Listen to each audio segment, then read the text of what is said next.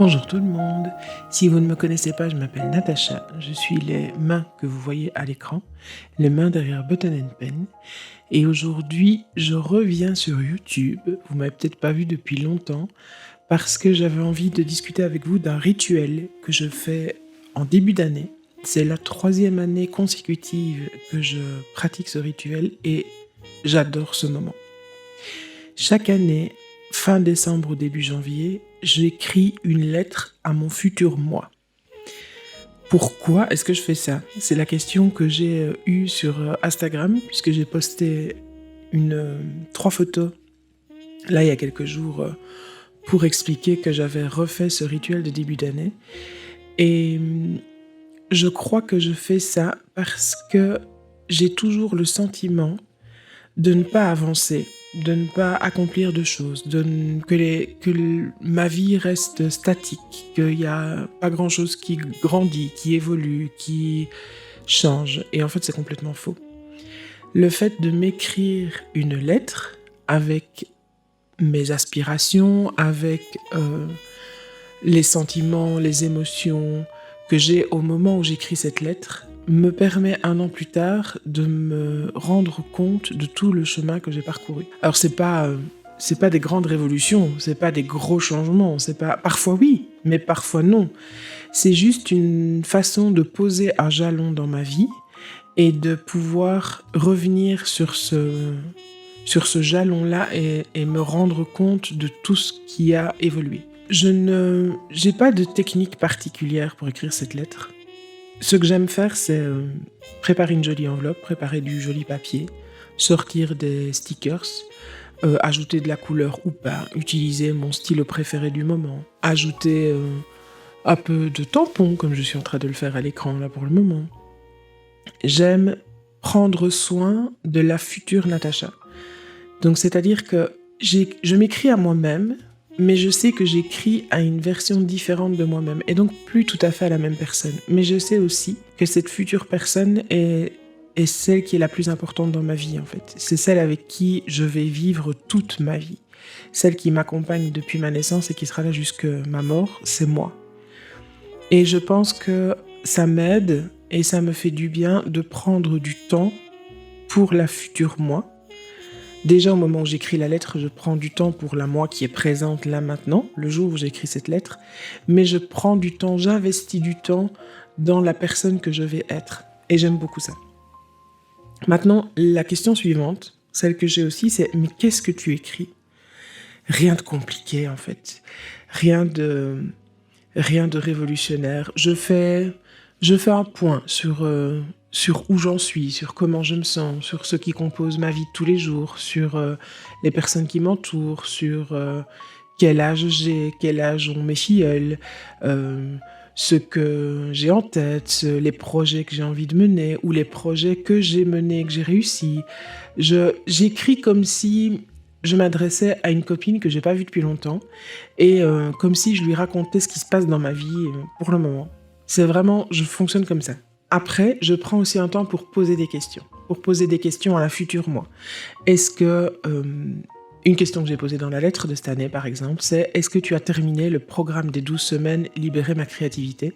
Parce que mi-décembre est commencé le programme de Julia Cameron, que vous connaissez peut-être, qui s'appelle « The Artist Way » en anglais, ou « Libérer ma créativité » ou « sa créativité ?» C'est quoi le titre exact ? Libérer votre créativité en français.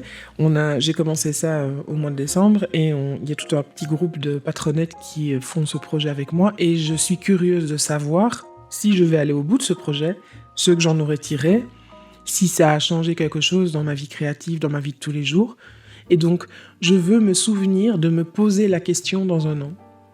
Je me pose aussi des questions personnelles, je pose aussi des intentions, quelque part des manifestations, en me disant « j'espère que les travaux dans la maison auront commencé, j'espère que tu seras parti en voyage, j'espère que tu auras dessiné beaucoup », enfin je ne sais pas, ce genre de questions-là. Vraiment, j'interroge la future moi pour que ce soit plus facile pour moi dans 1 an d'avoir une réflexion sur l'année qui vient de passer et de voir les choses qui ont fonctionné, les choses qui n'ont pas fonctionné, les petites et les grandes victoires, les petits et les grands bonheurs. Et plus les années avancent, et plus c'est facile d'écrire cette lettre, et plus c'est intéressant de la relire. La première année, c'était un peu... Je savais pas trop quoi m'écrire, je savais pas trop comment m'y prendre. Mais vraiment, le meilleur conseil que j'ai à vous donner, c'est écrivez cette lettre comme si vous écriviez à une amie que vous n'avez pas vue depuis longtemps. Et à cette amie, vous voulez lui dire que vous pensez à elle. Vous voulez aussi lui raconter ce qui se passe dans votre vie. Mais aussi, vous voulez l'encourager. Vous voulez lui dire tout le bien que vous pensez d'elle. Vous voulez lui dire, n'oublie pas que tu es ceci, que tu es capable de cela, que tu es forte, que tu es résiliente, que tu es bienveillante, que tu as ces qualités-là. Voilà ce que j'aime chez toi. Profitez de cette lettre pour encourager la future vous.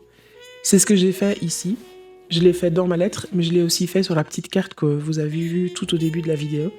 J'essaye de me laisser un message encourageant pour l'année d'après.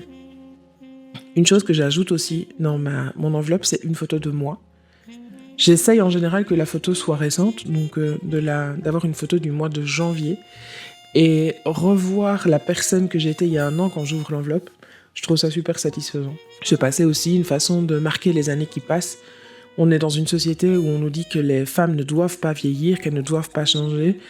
Et moi, j'ai l'impression que c'est un privilège de vieillir, c'est un privilège de trouver des cheveux blancs dans mes cheveux, c'est un privilège de découvrir de nouvelles rides, de la peau qui pend un peu plus sur mon visage, parce que je connaissais des tas de gens qui n'auront jamais ce privilège-là, qui ne pourront jamais vieillir parce qu'ils ne sont plus de ce monde.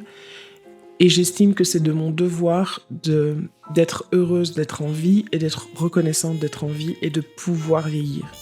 De pouvoir devenir une vieille mamie aux cheveux gris avec des longues tresses et une salopette colorée, c'est mon goal ultime.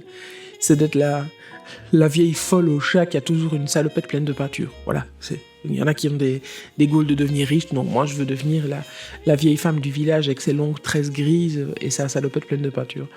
Bref, je pense que cette lettre est devenue très importante pour moi et qu'elle me fait énormément de bien au moment où je l'ouvre, mais aussi beaucoup de bien au moment où je l'écris. Et donc je ne peux que vous encourager à prendre une enveloppe, prendre du papier que vous aimez, de décorer ce papier, si vous n'avez pas de papier à lettres. Moi j'ai utilisé une feuille quadrillée, c'est du papier de chez Muji, pour être tout à fait honnête, et j'adore écrire sur ce papier-là. L'année passée j'avais fait des taches d'aquarelle dessus, cette année je ne l'ai pas fait, mais j'ai juste écrit un papier que j'aime utiliser, et comme je n'aimais pas les petits trous qui servent à mettre les feuilles dans un classeur, j'ai juste recouvert avec du washi tape et ça fait le job. Donc voilà, cette petite vidéo est mon message pour vous dire, prenez le temps, prenez une feuille, un stylo, une enveloppe et écrivez à votre futur vous. Vous verrez, c'est hyper excitant de voir le mois de janvier arriver et de se dire je vais pouvoir réouvrir ma lettre parce qu'on oublie ce qu'on écrit dedans. Et vous me direz l'année prochaine si c'était une expérience que vous avez envie de revivre ou pas. Mais j'espère sincèrement que vous donnerez une chance à cette activité, à ce petit rituel et que vous trouverez autant de plaisir que moi à écrire ce courrier le plus important de votre année. Je vous fais des bisous, merci de m'avoir écouté jusque-là. Bonne écriture, bonne lettre et à très vite. Ciao, ciao.